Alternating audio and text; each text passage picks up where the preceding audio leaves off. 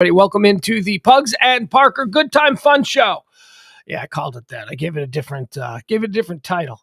I like Pillow Talk. I like Pugs and Parker proudly present Pillow Talk on the Radio Misfits podcast platform. I think the alliteration there is acceptable. But James, how you feel about Pugs and Parker's Good Time Fun Show? Actually, I think it's super cool. Good Time Fun. Parker, get in here. Super cool. Good Time Fun Show. I don't know. I'm working title. Doesn't that already exist? The super good fun time show. Like Dell had a show that was like the super fun time good show or something like that. I don't think there's a show called Pugs and Parker proudly present the super good time fun show. No, that definitely doesn't exist. Well, that's all I'm concerned about, James. I don't give a care in the. How are you? Welcome to the show. We do this Pugs and Parker every Monday through Thursday, 9 p.m. Central Time. It's the second of two streams that I do. I also do a current events stream every day at noon. That's high noon with me. It's just current events, hot topics, headlines, whatever it is that's happening. It's a neat little cheat sheet. Goes about 90 minutes to 2 hours. Hi, James. Hey, how you doing? I'm well. What's up? Let's go. All right, let's bring in Emil's here too. Emil's here. There he is. Look at him all crunched down at the bottom. Oh, we got a lot of action on this screen. I need a lot of crunching. I've gained so much weight. I need to crunch. No, there you go. It's a bad COVID thing that's stretched into beyond COVID. New bit idea. I got a new bit idea. James, I thought this could be perfect for us. New bit idea. And this is how genius bit ideas are. They're this simple. They just come from simplicity. So a friend of mine from back home, a friend of ours who got divorced and is dating has a new girlfriend. And, I don't know, James, if you're like this, or if you have any like friends from growing up, but you keep tabs on who they're dating. And, if one of them tends to date somebody really hot, a couple of them. If they get over their skis. Yeah. I'd be like, hey, did you see Brian's got a new girl he's going around with? Like, no, I haven't seen her yet. Well, she was at a party last Saturday. I took this picture. And then so they text me a picture of the new girlfriend. And I'm like, huh. And it made me think. Because I had all kinds. My friend and I were going back and forth. Hang on, I'm sorry to interrupt. You mean, like she's a swamp donkey? No, I just mean like, like you can extrapolate from that whatever you want. I saw the picture of who my friend.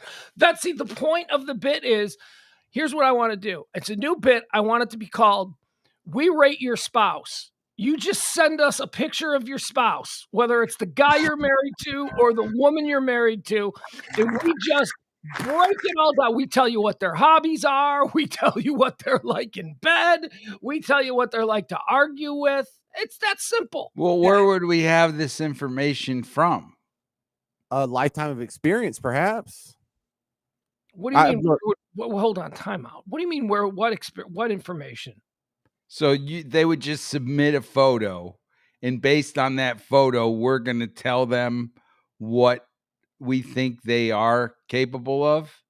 I think you'd be better at this than even you realize, Emil, because if you feel like a woman sends in a picture of her husband and he's like wearing an Ed Hardy shirt, you're like, not only is he a douche, he's a douche who's about 15 years out of date.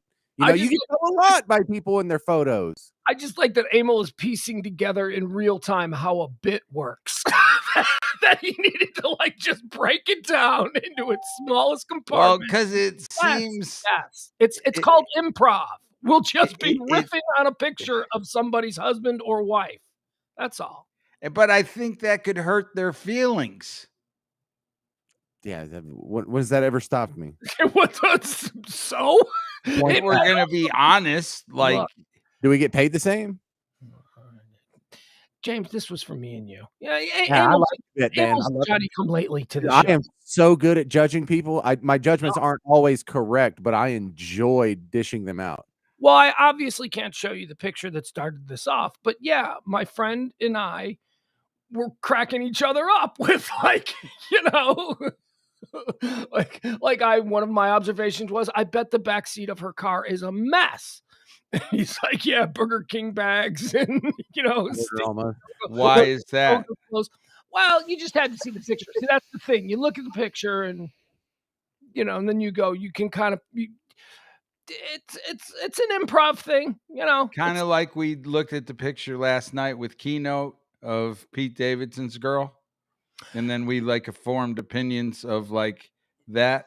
That's a great example.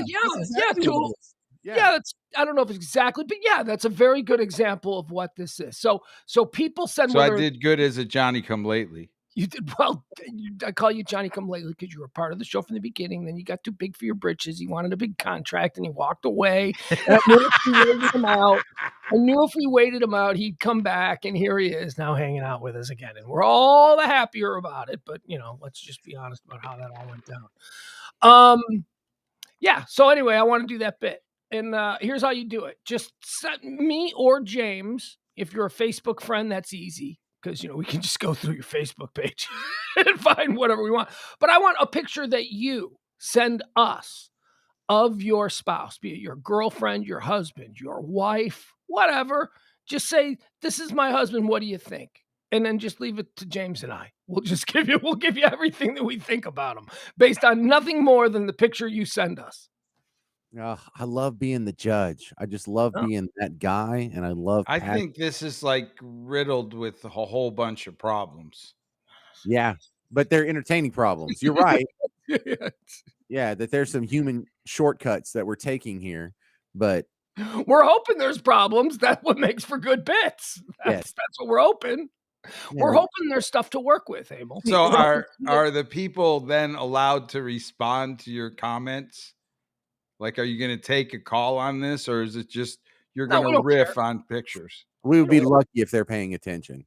Yeah, we don't care. We just want to make fun of the people you're married to, the people you've decided to choose, to spend the rest of your life with. Mm-hmm. I think that's a fun bit. At least it was between me and my friend. And by the way, I didn't give any of the right names. I said the name Brian. That was a made-up name because I don't know who's listening. I don't know who's checking out the stream. But if anyone who does know more than what I just let on. Well, now that I got a big contract, there's got to be a lot of people on the stream. Well, yeah, sure. You bring the big crowd. But for anybody who was listening who may know a little bit about what I'm talking about, we thought she was fine. We just thought that she's maybe too fine for him. And there's going to be some headaches that come with dating her. Okay? That's all we were saying.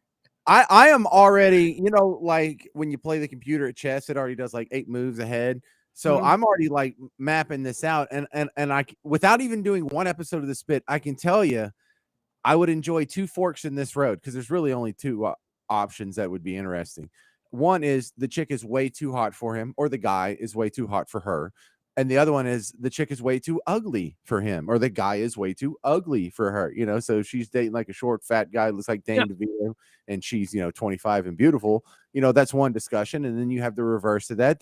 Oh man, this has so much legs. There's so many angles, so many punchlines. I like this. And here's where we're indemnified from any and all criticisms. We're asking you to submit the picture to us. You send it to us. You're asking for it. You are asking for us to give our honest, unvarnished opinion of the person who you have chosen to spend the rest of your life. Well, and this model has already worked. It has worked with, remember, hotornot.com, and then it has also worked with The Dirty. Are you familiar with thedirty.com? Yeah, I am. Yeah. And I'll tell you this, Hot or Not. Do you remember Hot or Not, that TV show? I don't know why that show doesn't come back. I don't know why it didn't win every Emmy the year it was on. It's so because we overcorrected. We were like, oh my God, this show is so crazy. You mean girls in bikinis and dudes in Speedos just walk out and we decided I know. That is so simple. That is so awesome. And I think people went, there's got to be something wrong with this. Well, I also like the criticism. They're like women aren't objects. I'm like, dudes were in their drawers. You didn't say anything about that. That's okay. No, it's fine. That's fine. What do you mean women are not objects? No, that's the legit criticism. But seeing that shallow show that was at least shallow, balanced across both genders, and people were coming away with only the criticism that they were objectifying women when they were objectifying both. It was a lame joke. Yeah, no, it was exploitation. It was they're just exploiting women and men, and this is all just about gratuitous sexuality. And yeah, it was. But so what? Humans are about gratuitous sexuality. We overcorrected. We went way too, and all those people said none of those people were forced, right? All of those people signed up for that willingly for their moment in the sun. James? Would that be Girls Gone Wild? Them's too. The Girls Gone Wild good. They all signed up, and nobody had a gun to their head. Nothing wrong with that. You're 18, you're drunk, you're in South Padre, you show people your boobs. There's nothing wrong with that. Get over it. I know. Dude, Louis C.K. does the same thing. He loses his career. Yeah, that's true. That's very true. Oh, all right, James. Let's bring in our guest. Oh, no, you bring in our guest. All right. Real special guest for us tonight. Yeah. So in the continuing saga of Who Killed Live 105.3, we're just using Pugs and Parker to cull a bunch of interviews with people involved and getting their stories so we can make this awesome podcast. And tonight we have the great Sybil. No way! Are you kidding me? Oh my God! Wow. Favorite people in the whole wide world. It's Sybil Summers. Hi, Sybil. Welcome to the show. What's up, fellas? Isn't this the best way for us to see each other for the first time in 15 years? Because in real life, it would be awkward and weird, but here the professionalism will kick in and we'll act like it's all totally normal, even though I'm shitting a brick. Absolutely, yeah. I don't even have headphones on. That's how casual this is. All right. Well, of course, everybody knows. Everybody knows. No, you got to introduce it. People who have never heard the show or the station are going to be coming across this info. So introduce her to someone who just walked in for the first time. Like Jeff doesn't know who Sybil is. He's from freaking Iowa. Okay. All right. Well, I was going to do it. I was going to work into it. Okay. And I know there's people in Chicago that will be listening to this in the morning or whatever, whenever they. Okay. So first of all, Sybil is like a radio superstar here in Dallas. She's a big time. You still doing the afternoon show? I am, yeah. Look at her getting that drive time money, playing those love songs. You're doing music radio, right? You're doing music radio. I know, yeah. It's quite a change from talk radio, but this is still my passion. What is? Talking radio. To me and James? Oh, talk radio. Yeah, see, that's the thing. Look, no offense, but I'm out of the business. So I'm just going to say this. They are wasting you. You should be on the morning show as the host. They should build an entire show around you. Your personality. You should, I don't even know.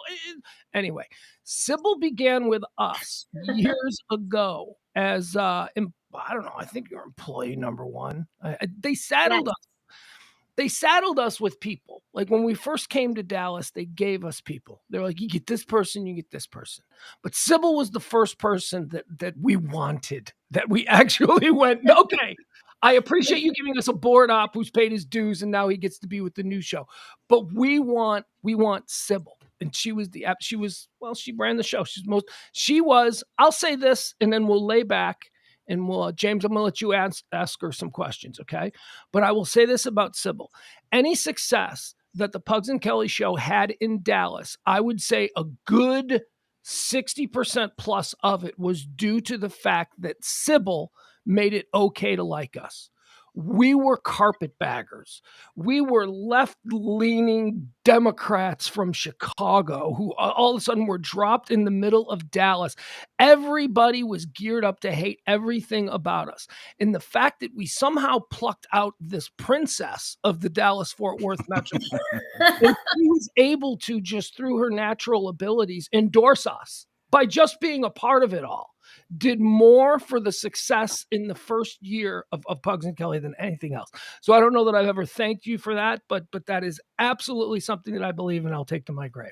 Oh, well, you guys know I love the show, and that's how it all began. I was just a caller when we were on overnights, and then somehow, I worked my way in, and here we are. All right, so your first encounter with Live 105.3 or 105.3 the Talk the Rocks, Texas. When were you first even aware that the station existed? How did you even get into that world? It was back when I was bartending, and I would get home at like 4 a.m. and I would hear Pugs and Kelly on the radio because that's when they were broadcasting from Kelly's basement in Chicago. And I would listen and call in. And do you remember the very, very first producer, Tommy? Yeah. So Tommy invited me up to the station one day, and I went up there, and then the rest is like history. Once I was on with P&K, they were like, hey, we need a producer. And then y'all moved here and started using the word y'all. And all right. So here's how I remember that story. We were doing overnights and we used to do open phone calls where we tried to appeal to people who were working the overnight shift. We wanted people who were out there doing their job. Now this was before Grubhub drivers and Uber and all that stuff. So it was a lot less. So it was a lot of bar people. There's a lot of people who worked in bars. And Sybil called in. She was just a random caller. She was a bartender at a strip club. Who we found that interesting. And so we started talking to her about that. And then she just had these wonderful stories. And then we'd hang up and we'd move on and we'd take another call. And then the next day, Sybil would call in again and we'd be like, oh my God, it's that girl. Oh, it's that girl. She's going to call in again. And I believe there was some effort on our part, and maybe this is what Tommy used as his intro to hit on you. But I think we said, get her number, find a way that we can stay in touch with that girl. And then like a week later, he's dating you, and you're like in the studio. And I'm like, no, that's not what I meant. But okay. Yeah, we did christen that studio in the old building. Oh my God. No. You were such I don't know what it was, Sybil, that you ever wanted to do before that point in your life. You were 21, 22 years old, maybe at that point in your life. I don't know what your dreams were. I don't know what you wanted to do, but it was absolutely obvious from the minute that I started going back and forth with you and you as a caller that I went, oh, she's different. Oh, she totally gets it. Thank you. I appreciate everything you guys did for me because that was like my start in radio. And it's been forever, but I've always taken everything I learned from you guys and been able to use it into other aspects of my career. And I'm just thankful y'all let me come in there the very first time. Well, yeah, that's feeling is mutual. James, go ahead. Drive this interview. I'll chime in with my own interruptions. So you become aware of Pugs and Kelly. You become aware of 105.3. How did you actually get the job? Talk about that transition from being a caller and a listener to not only an employee, but the person who's kind of running the show. So I ended up getting an internship and I was going to school, TCC represent, but this was back in the TCJC days. Like that's how long ago it was. And whenever Pugs and Kelly moved to Dallas and started doing middays at 105.3, they brought me on. And at the time, I'm sure you guys have talked about this, but remember when Ron and Dawn were on that charity bike ride across the U.S. and they just got fired in the middle of it? Mm-hmm. And we got brought in to do middays, and that's when I got officially hired on like full time. And then I quit, all my other jobs aside from bartending. I still did that. Also, it should be noticed or mentioned because I don't know that we've gone over this, but that story has come up a number of times in talking to people about the famous Ron and Don bike ride. Ron and Don were the midday show that were on the station for 1 year. They had a 1 year contract. They were on the station for 1 year before Kelly and I came in. They took a vacation, and as part of the vacation, one of them went on this charity bike ride for breast cancer. It was a beautiful thing. The station promoted it endlessly for months and months and months. And then while he was out on the bike ride, they fired him. I guess he's doing, think about that. He's doing a breast cancer bike ride where he's calling in to the different shows and I'm in Tucson. Right. Fired him in the middle of it. Now, the reason I want to sort of expand on that is because the story, as it has sort of become popularized among listeners, is that he was literally fired when he was out there in the middle of the road. But that's not true at all. And Sybil, you may actually know this. We knew long before that, long before we came, we knew weeks before they went on their bike ride that we were replacing them, that they were not going. I even think you knew, Sybil, right? Didn't I have a phone conversation with you where we were talking about, we're going to want you to do phones or something like that. No. So it wasn't quite as dramatic. We knew. We knew weeks before we were supposed to move down there the day after September 11th, but that was delayed for 2 weeks because of September 11th. And that's why it fell while he was on his bike ride. It wasn't supposed to fall when he was on his bike ride. He was supposed to have been fired before the bike ride, but September 11th happened and all the schedules got wiggy. And that's why it looked like that. Yeah, I didn't remember all of the behind the scenes details, but I don't know if I was privy to all that yet. Yeah, probably not, because at that point Tommy was still. They were putting Tommy. Tommy was a wonderful guy, nice kid, but R.I.P. Tommy. he's dead. No, I'm just kidding. I don't know. I haven't talked to him. Oh, geez. Wow, I thought that too. I'm just kidding. Dead. Have you guys talked to him? No, he was. Well, I mean, it's not like the best things have happened to everybody from that station. So, No, That's true. a lot of people are Really. dying. It's not a surprise. You tell me. All right, Sybil, one thing we've noticed from other people that we've already interviewed for the podcast is more than half of them, they say they were fans of 105.3, but they were really just fan of Pugs and Kelly. They didn't so much like the morning show or the afternoon show or Love Line or Tom Likas or any of that other stuff. Were you fans of any of the other shows? Yeah, I mean, Howard Stern, obviously, our lead-in, big fan of him. And then when O&A took over that morning slot, big fan of them. I was 50-50 on the Russ Martin show. I did listen to Tom Likas every night, but I think it was just because it was like the preset was already on and it would just be my kind of go-to. But Jagger was great, right? You didn't have any problem with Jagger. Jagger was great. Well, I was he was like a later. diehard for the station. Richard Big Dick Hunter. was fun. Yeah, Big Dick. Yep. was- BDH, all of them. So, I mean, I still listen to all those shows and I miss that, whole style of radio. What do you think of The Freak? You've been listening to The Freak at all? That seems like that'd be right up your alley. I've listened twice. One was the very first day that they launched, and then the other was when they brought Grego on for a reunion, and that was so interesting. But other than that, I forget to go over there. I've told Patrick Davis like 5 times that he needs to hire you. What's your contract status? I swear to God. And we're going to have Reiner on here. We're going to have Reiner at some point. Keep slow rolling us. We're going to have Reiner on here. I'm going to tell him you would be great on that show. Yeah, well, I mean, but I think you need a bigger platform than that. I don't want you to be a news girl. You know what I mean? You're past that. They need to build a morning show around you. Who's your morning show at your I station? don't want morning hours, Pugs. Don't curse me with that. No, you want the money and you want the syndication and you can get up early for that for 5 years. Come on. Yeah, you can also get syndicated in afternoons. You can. You're right. Okay, so we'll build a morning show around you. He's stuck on the morning show for you. I think mornings would be bigger. All right. If you get up and do it with me every morning at 3 a.m., then Right? That changes your entire life. That changes everything. All right. So I have noticed something special about Sybil versus every other cast member that was on our show and most of the other people that were even in our periphery and the other people that we talked to, and the fact that when everything went south and it all got blown up, most of us were scattered into the 4 winds, except Sybil. She was just fine. She just stayed there, kept working.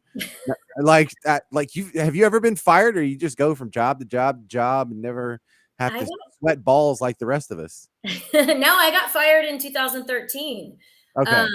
From 105.3, and then I started at 103.7, which is a sister station, about 2 months later, but I went from contracted to just part-time. You didn't really get fired then. If it's the sister station in the same cluster. Nah, you took 2 months off and they moved you to another station. Getting fired is where I'm never fucking working for you people again. you never had that. Well, I mean, the people I worked with experienced that. My ex, Richie, he had that whole expose and the Observer. And so I got to be in the front seat for that. I was along for the ride, but I didn't necessarily contribute. I just got to hear all the stories and, of course, read about it. So I don't know all the stories behind that, but I know what you're talking about. It was in 2009 when everything went south and Russ got canned and Richie went out and wrote just a brutal rundown of what Russ was up to, and it was. Wait, let me just. I want to talk to Richie at some point during the course of these interviews because of that piece that he wrote. That's the definitive piece on Russ Martin, I think. Well, that's time capsule. What was that? 2009. That absolutely captured what the hell was going on in 2009. Because yeah, I think that's going to be some important stuff that I want to drill down on in the documentary. So what was the behind the scenes like on that? Did Richie get a lot of blowback from that? Or, I don't know.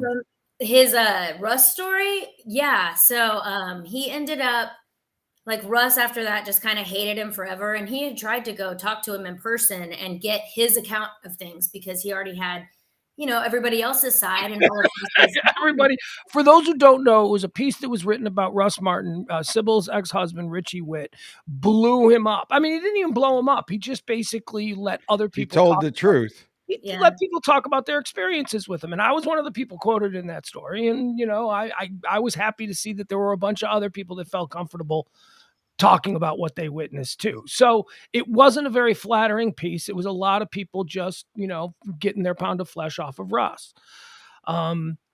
So that's the story. That's what we're talking about. This for those of you who aren't familiar with this. And the reason why we are so stuck on that is because for me, it kind of feels like this is the first time the outside world, all the Russ Martin fans or whatever, actually get a source, like a reputable story on the fact that this guy that you like, he's really not that good of a guy. And it's good to have someone who's a piece of garbage be exposed, and it wasn't, Richie didn't write that from a place of malice. He just telling the story of a guy and the facts just don't fall in his favor, like not picking up the check for the goodbye dinner and all that stuff. I mean, that's legit real things that anybody can relate to. But for us, that was personal. A lot of bad looks, just a lot of micro bad looks in that story. Yeah, 1,000%. And he had tried to give Russ the opportunity to talk about it. And he went to, I can't remember his exact wording in the story, but it was one of the Russ Martin band appearances. And he said that they had pulled up on like a hauler and it was a makeshift stage in the parking lot of some like barbecue restaurant. And there were 3 people in the crowd. And then afterward, he tried to go get a quote and he said, listen, I'm writing this story. I've got all the facts. I've got the police reports. I've got comments from everybody on your show, blah, blah, blah. What do you have to say? I want to get your side of it. And Russ basically told him to F off and get lost. And so he printed that. And after that, Russ hated him. I mean, he just had it out for him for years until he finally got back in the air at the Eagle at the time. And the first day he went on the air, because remember, he was off for like 10 months or a year. Right. Mm-hmm. And the very first day back on, that was his opening segment. He spent like 45 minutes talking about the piece in the Dallas Observer. And I'm like, you sat on it for that long and just festered and let it brew. And that's what you open your show with. That's what an egomaniac does. You can't get past it. It doesn't matter how long. It just festers and it sits there and it irks you. And you just wait for your moment to be able to get, whatever you deem vengeance. It was a terrific piece, though. And I was so glad to see it written because I had lived I've witnessed a whole bunch of those kinds of things. And it was vindication for a lot of people who were like, why? You know what? I don't want this to be a let's shit on Russ Martin kind of thing. So I get a little verklempt talking about it. So let's anyway. Well, the whole thing is not going to be just generally Russ Martin sucks, but part of it is about this long of our production piece is going to be the Russ Martin sucks episode at least. Yeah. Well, it'll be an episode, I'm sure. And I'm sure it'll be a common theme that's connective tissue throughout the episodes. But do you have any horror stories? Do you have any Russ Martin horror stories, Sybil, or examples? See, I just said I don't want it to be like James' next question. But go ahead, if you have a horror story. Oh, yeah, go ahead. So I always stood up for him. He always had this reputation and don't make eye contact with him and all that stuff. And I never had that. I mean, Kelly and I would get invited in the studio every once in a while and we'd go on his show. And he was nice, I think, to the girls for the most part. Mm-hmm. And I never had anything wrong with him. And I stayed out of the way when that whole Dallas Observer thing came about and everything. And then the very first day when he went on the air, he said, ask Richie Witt how my D tastes. And I was like, wait a second, that's a shot at me. And I've never hooked up with Russ. My old roommate, I can't say her name, but y'all remember the receptionist that I lived with at the apartment in Dallas? Yeah. Okay. So why can't you say her name? I don't know. I guess I can, but I don't know if anybody knows her. But she was our receptionist at the radio station and she and Russ had hooked up and I never hooked up with him. Like the closest we ever came into contact was for his charity event when he was dancing for all the girls. Remember he had the LeBear guys and Randy Masterblaster and all them. And he had on his like Batman cape and no shirt and leather pants or something. He's like Magic Miking all over all of us. Uh-huh. And that was like the closest contact we ever had. But then for him to say, "How's my D taste?" I'm like, wait, you're implying that we hooked up. Yeah, let me also say that as somebody who was there for a large swath of the time that Sybil and Russ were around each other, that was never a thing. Like it was never, there was never any like whispers that, oh, Sybil and Russ are. That's a very out of nowhere kind of thing for him to say with the intent to somehow wound Richie, right? That's what, but it was completely made up. I mean, there was never Russ Martin. Oh, let's be honest. Russ Martin did not have a reputation for just like banging a whole bunch of girls at the station. He didn't. He had a reputation outside. Mm-hmm. But there were questions about his sexuality. I mean, people wondered, So this idea that he was hooking up with you secretly and hooking up with, all of these other people, that's not really a thing. Nobody really talked about that. There were no... Right. Eric was hooking up with people more than anyone else. Eric was having sex. And James, our staff, you guys were the only ones having sex in their office. No, I only hooked up with Janae, and you scolded me and said, dude, that's not smart. There's 3 billion girls in this world, and most of them would not wreck your career if they got mad at a bad breakup. But you date a girl in the office and you will. And you even said, look, you're new, but just take a look around after about 5 years or so. Notice how many guys' careers have been destroyed from, I'm just dating a girl at the office. What could possibly go wrong? Right? And you were absolutely right. Dude. So. Dude and yeah. No, I'm just, it's funny because I am very loudmouth and bombastic about, oh, she's hot, or I'd like to smash that, or whatever on the air. It ain't the guys like me you got to worry about. It's those dudes that are just pointing the finger and scolding why I would never, that are almost always banging some sales assistant or something. That's been my experience. You guys were awful. You guys, now that I think about it, and I've thought about this before, but like, my staff, like whether it was Sybil and Eric and James, I mean, Cody was the only well-behaved one of you guys. All of you guys had sex all over that office. I mean, the fact that they were referred to as same P. Wow. Yeah, I mean, same P Mike like set a tone for Eric and that whole crew. Yeah. That you were like, wow, like really?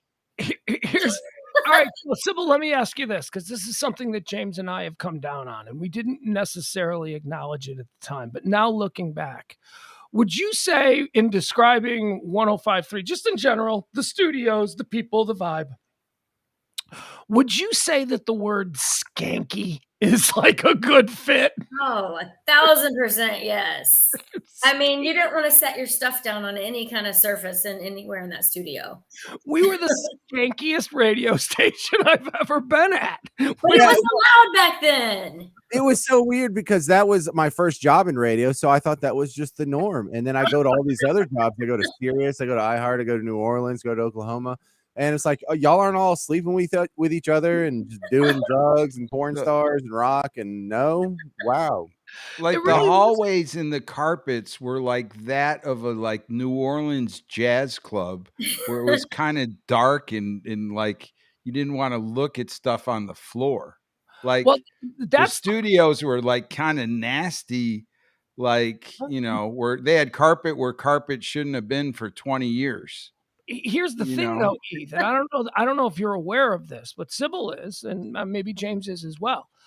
Those studios over there off Carpenter, a year before those studios came to be, they had beautiful studios on Merritt Drive in North Dallas in a beautiful office building. It was gorgeous. And then once they made our station, it's like they said, this is too skanky. And they moved us like over by the massage parlors off the side. I noticed like how much porn was in our, like who keeps dropping off boxes of porn? Yeah, it's like the girls that would be in the porn movies would be like hitting the clubs as they were bouncing in there to do an interview. And like they were all within a radius of like all those, sex toys and videos, we're all in like a half-mile radius. So skanky. It was fun though. It was a lot of fun. So when we asked the question, Sybil, could the success of Live 105.3 for that little bottle of 8 years of success that it did? I mean, it was a tornado of a shit show in the background, but it got ratings and revenue. Could that be replicated today? And we all kind of come down on the side of no, just because it was so hypersexualized, right? Yeah, I don't think it could, just because of Me Too and all that. I mean, I personally wouldn't have a problem with it. I thrive in those environments, but I think that just now with the culture that we live in, I don't think that it would be allowed. I think if Sam came out like at the station, if he came out and professed his love for Jimmy Blue Eyes, like Are you Rat Pack talking right now? Talking about? No, you remember Sam the Mailman. Sam the Mailman. Like, I think if Sam the Mailman came out on the show and he admitted he was gay and that he had something for Jimmy. Remember Jimmy with the blue eyes? Like, he loves Jimmy. Jimmy Blue Eyes. Jimmy Blue Eyes. Right. Where are you going with this? Well, you were talking about could 105.3 fit today? Yeah. And I think like some of the people that were hosts and part of shows would have to adapt. Like Sam would have to actually now come out and admit that he was gay. I don't think he is gay, though. I don't know. Like, there's questions there. Example of how it could be, we could have a sexually charged format in 2023. It could still be sexually charged. It would just have to tree off in all these different directions. It'd be nice if we still had Becky around so we could play the trans card. We could have some gay stuff going on over there. We could have some people who are furries or they want to chop off body parts or things. You know, there's all kinds of cool stuff going on now that would have to be incorporated into the new evolved version of what we had. Well, thank you for articulating that. And we did not need the Sam slander to get to that. I'm not slamming him, but there were rumors. People were talking that he and Jimmy had, like, wasn't Jimmy his roommate for a while? Well, yeah. Yeah. R.I.P. Sam. Sam's dead? I don't think so. I didn't know. Hey, look who's in the chat room. E, got some friends in the chat room. Okay, so what else do we want? Well, address this right here. So Jeff Ballard, so HR wasn't an office back then. What would happen if during any of these complaints that we had, whether it was Russ or anyone else that was doing something that's totally untoward by today's rules, what would happen if you went to HR? Who are you asking that to? Well, you were Pugs. I guess Abel too, but he didn't really fiddle with HR. How the hell? I don't have any HR in my life. I couldn't tell you who the HR director was at 105.3. Yeah, I can't recall either. We probably didn't have anybody. No, but I don't know that anybody would complain about anything. It was all just allowed. It was all allowed. Yeah, that's what it was. Everything was allowed. Well, that's not true. Everything was allowed when it came from the afternoon show. Everything was not allowed as it pertained to other people, although there was a lot of things that were allowed that wouldn't be allowed elsewhere. Right. But like Russ could get away with anything. They would make excuses for it. They would cover up a murder for him if it happened during his show. And we didn't have that much leeway. We had some leeway, certainly more than I'd experienced anywhere else in radio. But here was the problem with our show. And I don't know that you guys really experienced this, but Kelly and I did. We were the only show that middle management could fuck with. They couldn't fuck with Russ Martin, and they had the Howard Stern morning show. So the only show, when they were pissed about stuff, the only show that they could do their big, let's get them in the conference room and I'm going to rant and rave. The only show that they could do that in front of was us, because we were the local show. We were the local midday show that wasn't Russ Martin.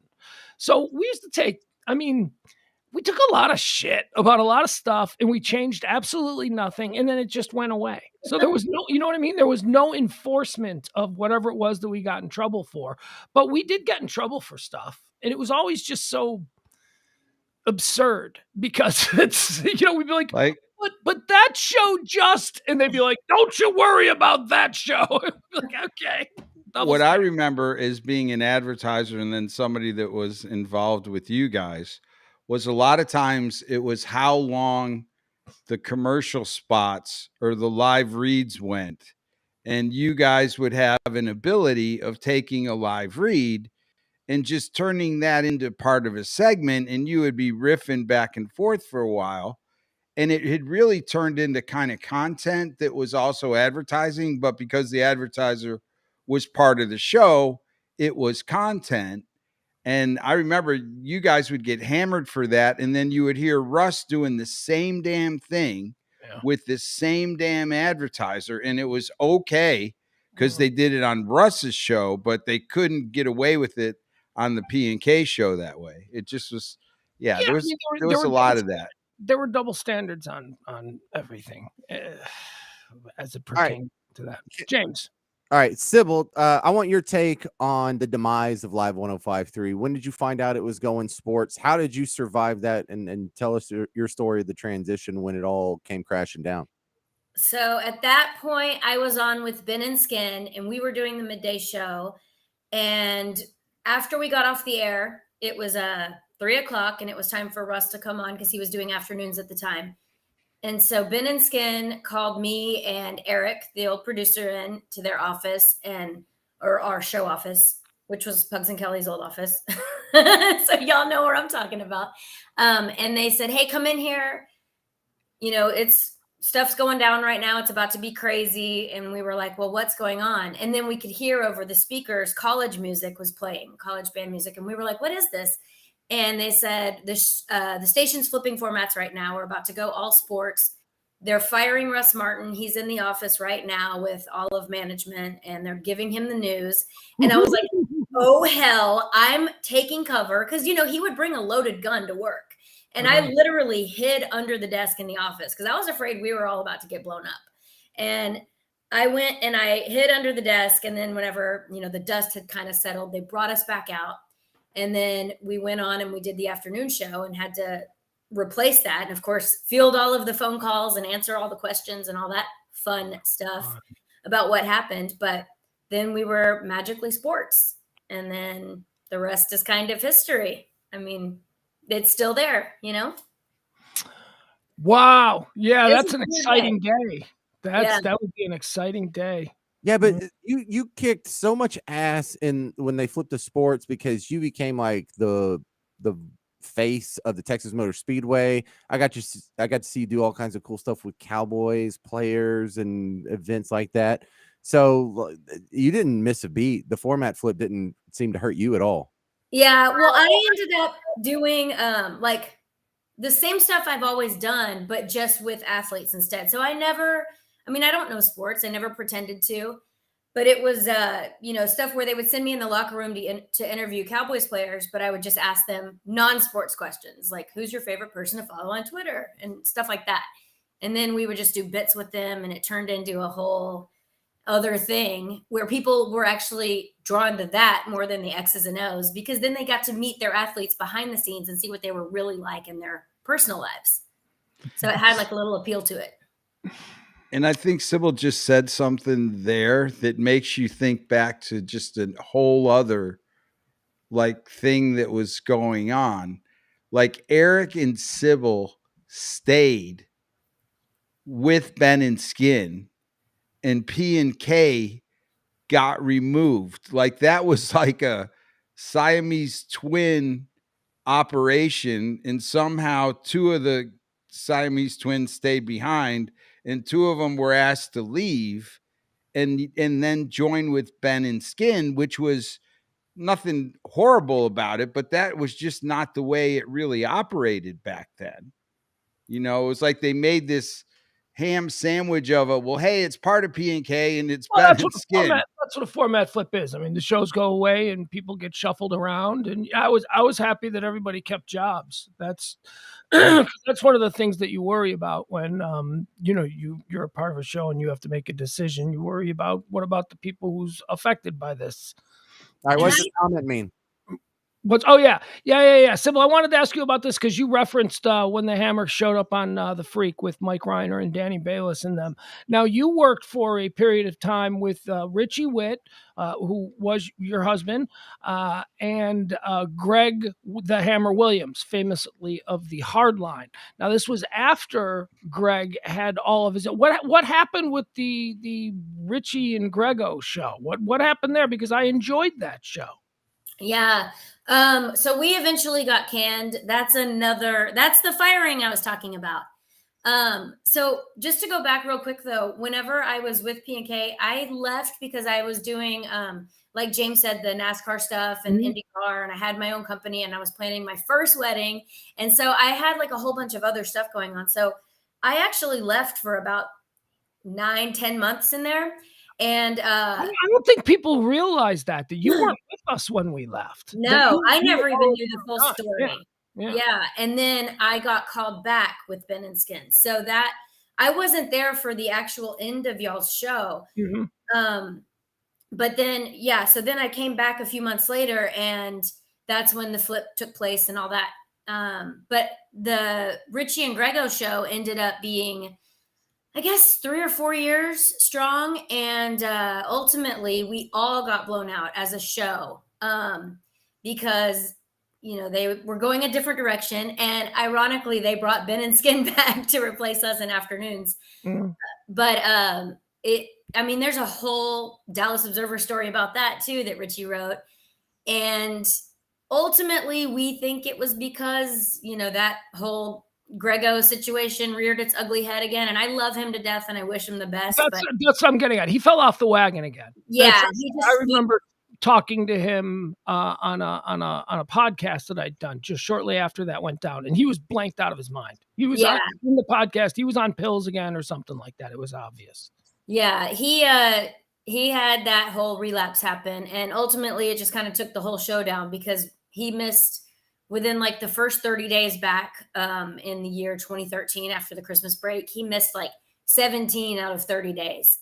So, you know, you don't know somebody's going to be sick until that morning and you're planning a show and you're trying to call in somebody to fill the seats. And it's just it jerked us off the tracks. And it was enough so that, you know, whenever Richie tried to right the ship, it was just too late, unfortunately. Well, the whole show, I mean, Richie was a tremendous writer and he was a wonderful personality in his own right, but he had never helmed his own show. That show was built around Greg Williams and the star power that he brought. And when he couldn't do the heavy lifting, I mean, God, what a letdown. What an opportunity squandered there, because that was a great team you guys assembled. Who else did you have? Who you also had like some other producers and tech guys that went on to be RJ and Choppy and yeah, they do the morning show, Sean and Choppy. Yeah. We had Armin Williams, who ended up being he was our producer and he had come from ESPN, and then he went to Houston to be a PD, and he traveled around, but now I think he's out of the radio biz. But we've worked with a ton of different people. I mean, just at the station overall. But yeah, Grego was definitely the big hitter, and Richie was there to like tee him up and carry the load. But if you don't have your funny guy, then, I mean, Richie's a funny guy, but if you don't have the other guy to balance it out, then it doesn't work, you know? Yeah, there was no sharpshooter there, because you got Richie who's going to say the thing that is the actual topic. Richie's going to drive the topic. Then you need Grego to go dang-a-lang, dang-a-lang, dang-a-lang, and then everybody laughs. And then you need the Danny Bayless for the one-liner that brings it all home. And I think that could have been you, but I don't know that they didn't let you do that.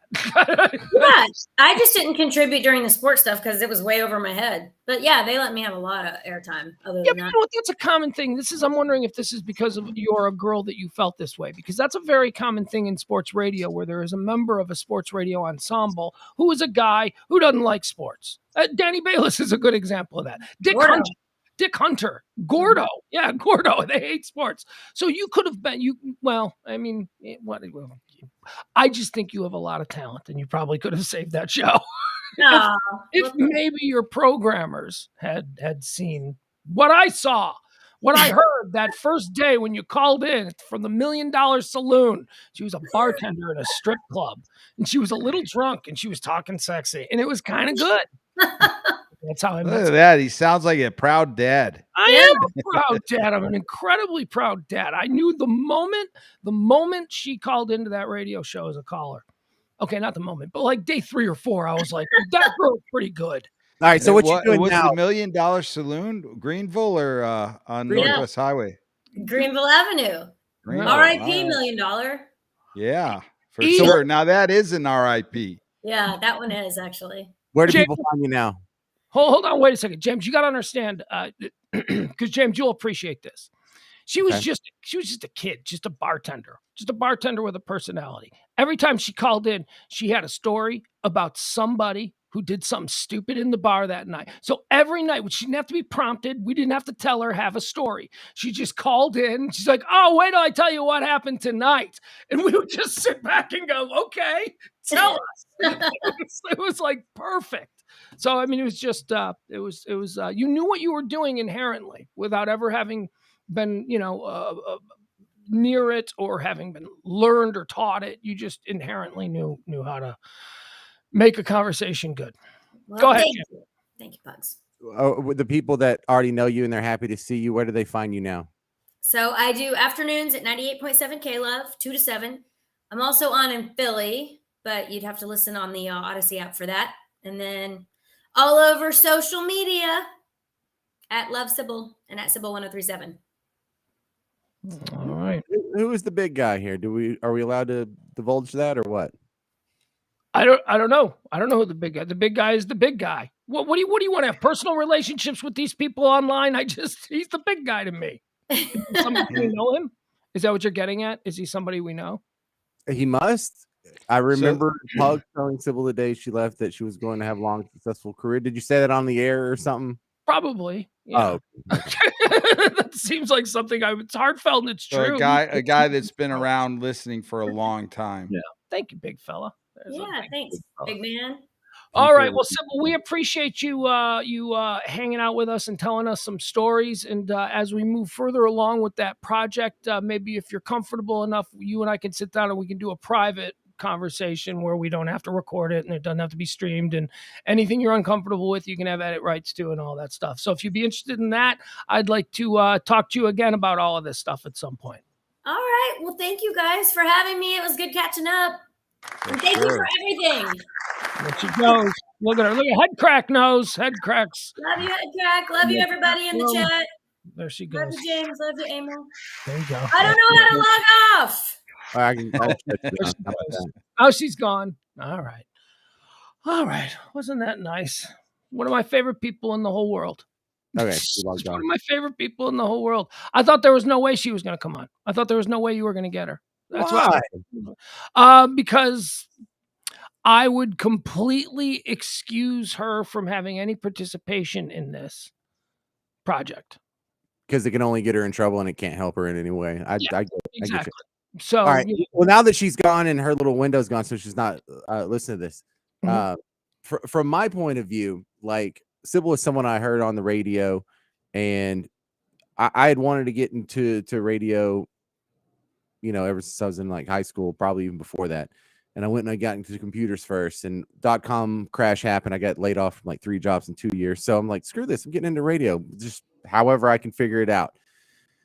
And so Sybil was the one that would come on the Pugs and Kelly show and be like, well, we're looking for interns for next semester. So you can just email me, Sybil at pugsandkellyshow.com, and we'll go through the ones and we'll find a few that we like. And, you have to get college credit and all that crap.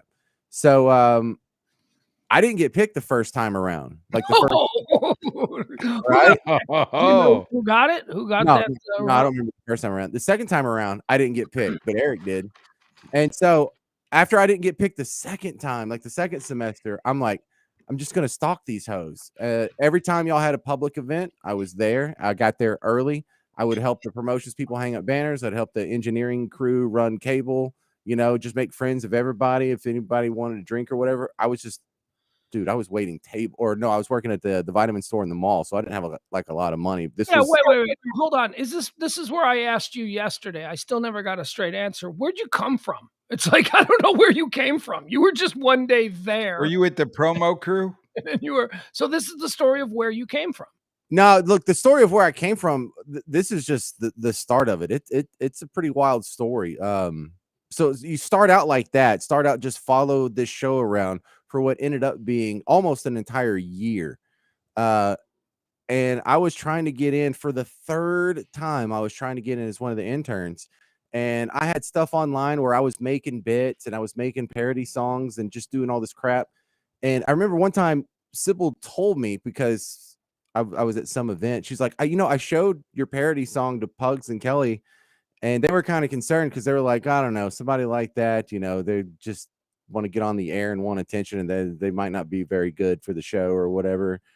And so I was on the cusp, and you guys were doing some event at Times Square. Do you remember Times Square? Sure. Yeah, in Addison. Thank God, man. It was because It was like 4 clubs in one, right? And it was walking distance from my apartment. So even though it was late, and even though I'd already had a full schedule, I walked over there, and I got hammered because there was some like 50-year-old divorcee that just picked me up and brought her into a crowd, and they were feeding me drinks or whatever. And I'm yeah, it was great. I was like 24, 25. And every time I came to one of your events, whatever y'all did, I said it. So, hey, fill this thing out and put it in the box and you can win the whatever. So I did that every time. And this was the one time I won. Like, I put something in the box every time y'all told me to at every event. And this is the first time y'all pulled my name. So I was like, oh, sweet. What'd I win? Did I win like the first season of The Sopranos on DVD or whatever? No, I won a trip to Cancun with the Pugs and Kelly show. Yeah, I remember you in Cancun. Yeah. That's right. You were just a listener when you were in Cancun, right? Yeah, I was a listener who had already been harassing Sybil for about 9 months, and Sybil was starting to come around on me because I would do crap like pull audio and send it to her, and like, here, you can use this on the show. You were pretty much a regular with us after Cancun, right? Because I remember I liked you. I remember you and Nikki, right? Your girlfriend at the time.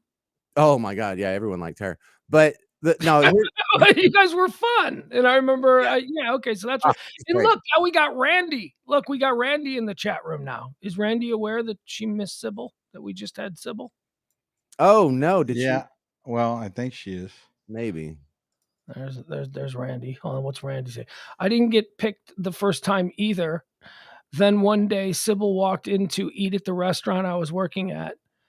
Then was sat in my section. Craziest coincidence. Oh, look at that. Randy didn't get picked either. So who was Sybil picking? If like the most memorable people to make an impact on the Pugs and Kelly show were people who were overlooked. But the truth is there's probably about 30 to 50 good people like us that could have been picked every semester. And we just sort of got lucky. I mean, we made the luck happen, but there's nothing special about me versus some of these other people that could have been just as good as me. We'll never know. Oh, no. That's absolutely wrong. There is absolutely something special about you. There's something special about Sybil. There's something special about Eric, and there's something special about Paco.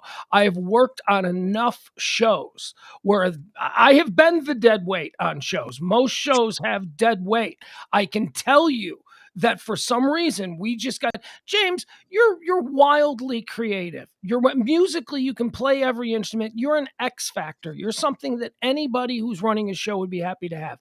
Eric is such a curious and open book that he was so perfect to have in there on the mic with us. All right.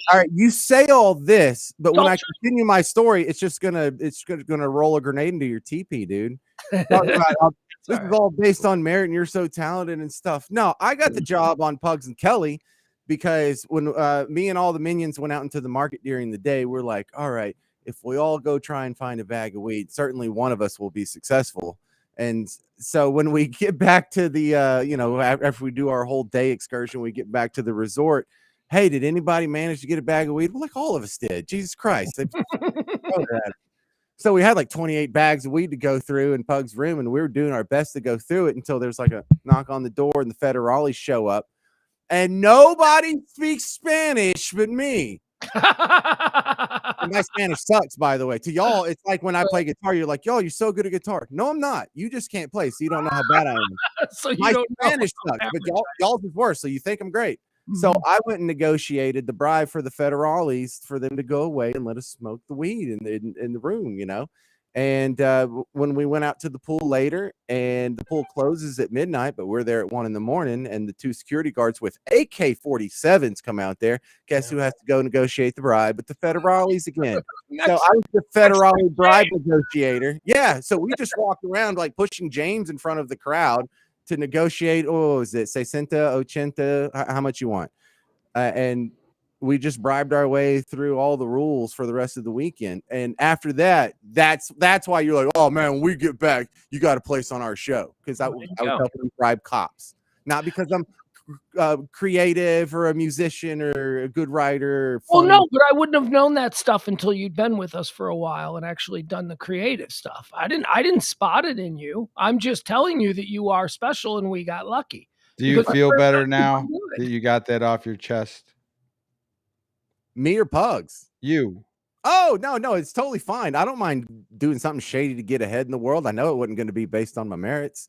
You know, look, it's the same thing with most jobs. Once you get the job, then you can prove that you can do the job. But it's just it's a seduction just to get the job in the first place. All right, that's going to do it. Thank you, everybody. We appreciate you being along with us. It was a special Sybil show. So I guess, you know what? You're still playing this John Hinckley guy. Yeah, it's the theme. It's America loves him. America just can't get enough of him. Tomorrow night, guess who I'm trying to get? Well, we have Bobby Garza already booked. Oh, really? Well, I booked him, if that's all right. Who are you trying to get? I had somebody. Yeah, no, Bobby. Let's do Bobby. We'll do. Well, listen, to be fair, Bobby's still wildly unreliable, so you might want to double book. I don't want to double. Well, Fitz. Remember Fitz? Oh, yeah. Yeah, we're gonna get Fitz on. Fitz, big time country music nationwide superstar. I remember I'm sitting at home in Chicago and Fitz is co-hosting live with Kelly. Yeah, with Kelly Ripa. I'm like, what the fuck is Fitz doing with Kelly Ripa? And he was good. I can't really good. I can't believe he didn't get the job. He was real good. Yeah, so Fitz is going to be joining us because he's got some hot takes. He's always good for that. But tomorrow, let's focus on Bobby Garza. That's a great surprise. All right, and thank you to the big guy for quoting my Rangers theme from 2004.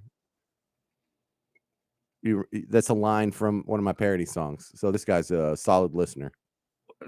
Remember the Phillies batting champ? Remember the Phillies batting champ, John Krug, best hitter in the game, only had one nut. Baseball's a joke, man. What you gonna do? That's right. I forgot. Hey, Scott Rickamore, look at this. Remember this? Yep. Yeah, I remember Scott. I love Scott. Scott's one of the original. He's one of the original Magnificent Seven or whatever. All right, I'm out later. There's still questions about our UFO debate. Florida Stories podcast. We're going to have to wait till UFO actually gets here before we talk about it. I had a whole segment on the UFO thing tonight that we were ready to do, but whatever. Sybil was more important. Sybil was better. All right, bye, guys. There goes E. There goes James. Let's see here. What else do we need? Bum, bum, bum, bum, bum, bum, bum, bum. There you go. We'll put the tip thing up because it's the end of the year, end of the month. This show runs on your gratuities. Tip us with a Venmo or a Cash App, whatever. It doesn't matter. Thank you so much. We'll see you tomorrow at noon for High Noon. I do High Noon every Monday through Friday at 12 p.m. Central Standard Time. It's just me and all the topics of the day.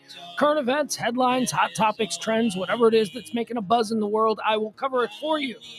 12 p.m., noon, every Monday through Friday. Voice is totally going. So I got to go. Okay, bye, guys. Love you. See you tomorrow at noon. Have a good one.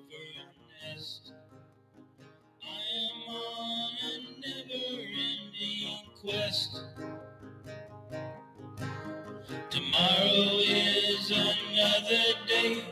The best is yet to come.